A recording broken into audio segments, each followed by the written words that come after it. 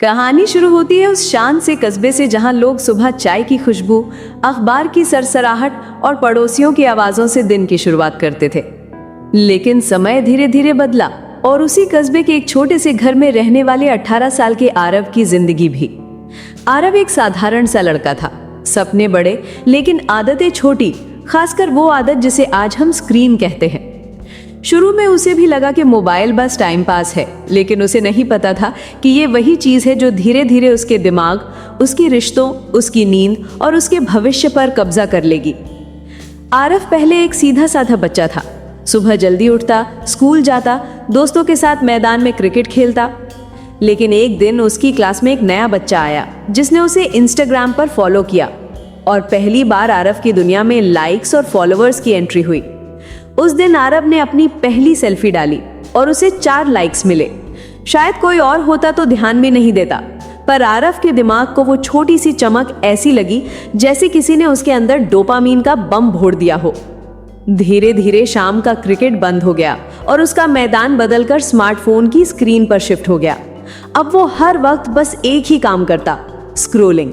सुबह उठता तो मोबाइल, खाने में मोबाइल, पढ़ते हुए मोबाइल, रात को सोते हुए मोबाइल। जो 10 मिनट की स्क्रोलिंग होती थी वो 3-4 घंटे के टनल में बदल गई जिसमें वो फंसता जाता था। आरव के अंकल जो दिल्ली में रहते थे, उन्होंने एक स्मार्टफोन गिफ्ट किया जिसमें हाई एंड कैमरा था। फिर क्या था, अब तो वो हर चीज को फोटो और वीडियो के एंगल में देखने लगा। खाना खा रहा है, फोटो चाहिए, नया टी शर्ट पहना है, फोटो चाहिए, और जब फोटो नहीं बनती तो दिन खराब। धीरे धीरे आरव हर चीज ऑनलाइन देखता, लोगों की खुशहाल जिंदगी, ट्रैवल, रिलेशनशिप गोल्स, कारें, महंगे कपड़े, और फिर वो अपनी जिंदगी से नफरत करने लगा। एक वक्त था जब उसकी माँ की हाथ की रोटी उसे दुनिया की सबसे अच्छी लगती थी, लेकिन अब वो खाना भी पहले फोन पर वीडियो देखते हुए खाता था, और वीडियो बंद होते ही उसे लगता था जैसे वो अकेला है, जैसे वो किसी दौड़ में पीछे छूट गया है।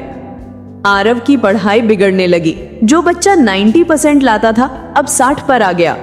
टीचर ने बुलाया तो बोला, सर पढ़ने बैठता हूं तो ध्यान नहीं लगता। और ध्यान क्यों नहीं लगेगा? दिमाग हर 2 मिनट में नोटिफिकेशन की घंटी सुनना चाहता था, हर 30 सेकंड में उंगली स्क्रॉल करना चाहती थी, हर 10 सेकंड में ऐप बदलना चाहता था। उसका दिमाग अब फोकस नहीं, सिर्फ स्टिम्युलेशन पर चल रहा था। एक दिन उसके पिता ने उसे मोबाइल छीन लिया। उस रात आरव नींद में चौंक कर उठ गया। उसे ऐसा लग रहा था जैसे किसी ने उसकी ऑक्सीजन छीन ली हो।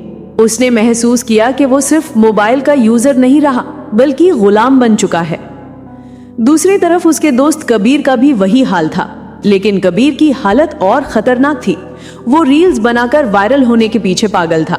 हर दिन नया ट्रेंड, नया डांस, नई एक्टिंग, और हर बार जब वीडियो वायरल नहीं होता वो खुद को बेकार समझने लगता।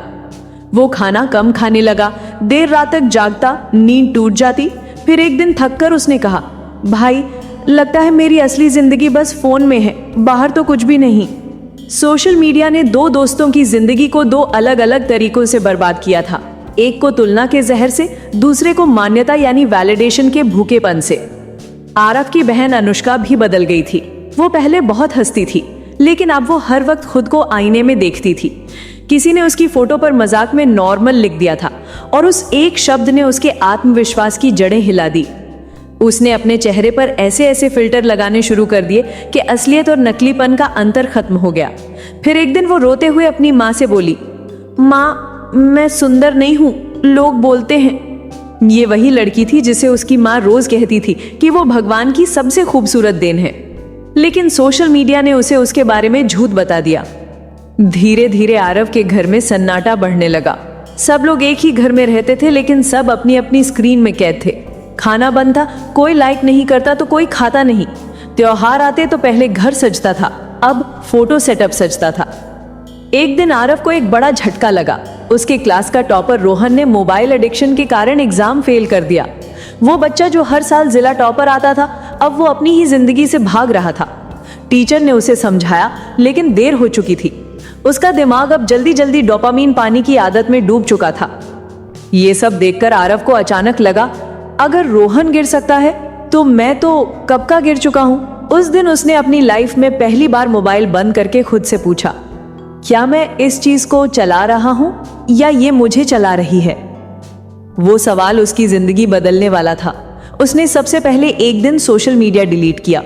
पहले दिन उसे बेचैनी हुई, दूसरे दिन गुस्सा, तीसरे दिन खालीपन, लेकिन चौथे दिन वो अचानक लंबी नींद से उठा और उसके चेहरे पर सुकून था। उसे ऐसा लगा जैसे दिमाग में कुछ शांत हो रहा है। फिर उसने सुबह टहलना शुरू किया। पुरानी हवा, पुराना सूरज वही था, लेकिन उसे नया लगने लगा। वो फिर क्रिकेट में लौट आया और सबसे बड़ी बात, उसने असली जिंदगी जीना शुरू किया। आरव ने कबीर को भी समझाया। कबीर ने भी फोन से दूरी बनाई और धीरे धीरे उसकी आंखों की लालिमा, उसका गुस्सा, उसका अकेलापन कम होने लगा। अनुष्का ने फिल्टर हटाकर पहली बार अपनी बिना एडिट वाली फोटो पोस्ट की। उसे 1000 लाइक्स नहीं मिले, लेकिन पहली बार उसे किसी और की नहीं, खुद की स्वीकृति मिली। वो मुस्कुराई बहुत दिनों बाद। आरव के माता पिता की आंखों में खुशी लौट आई। घर में पहले जैसा शोर, पहले जैसे मजाक, पहले जैसे रिश्तों की गर्माहट वापस आ गई। आरव ने महसूस किया कि सोशल मीडिया बुरा नहीं है, लेकिन उसका गलत इस्तेमाल इंसान को धीरे धीरे अंदर से खत्म कर देता है। वो इंसान को उस दुनिया में ले जाता है जो सच नहीं होती, पर दिमाग उस झूठ को सच से ज्यादा महत्व देने लगता है। और कहानी का सबसे बड़ा सच यही है कि दुनिया मोबाइल की नहीं, मोबाइल चलाने वाले हाथ की है। सोशल मीडिया बर्बाद नहीं करता, लेकिन लोग अपनी तुलना, अपना लालच, अपनी आदत और अपनी कमजोरी उसे देकर खुद को बर्बाद कर लेते हैं। कहानी खत्म नहीं होती, क्योंकि ये कहानी सिर्फ आरव की नहीं, आज के करोड़ों लोगों की है। और शायद आप भी इस कहानी का कोई किरदार हो, लेकिन फर्क इतना है कि आपको अभी भी मौका है कहानी बदलने का। अगर चाहें तो आज, अभी, इसी वक्त।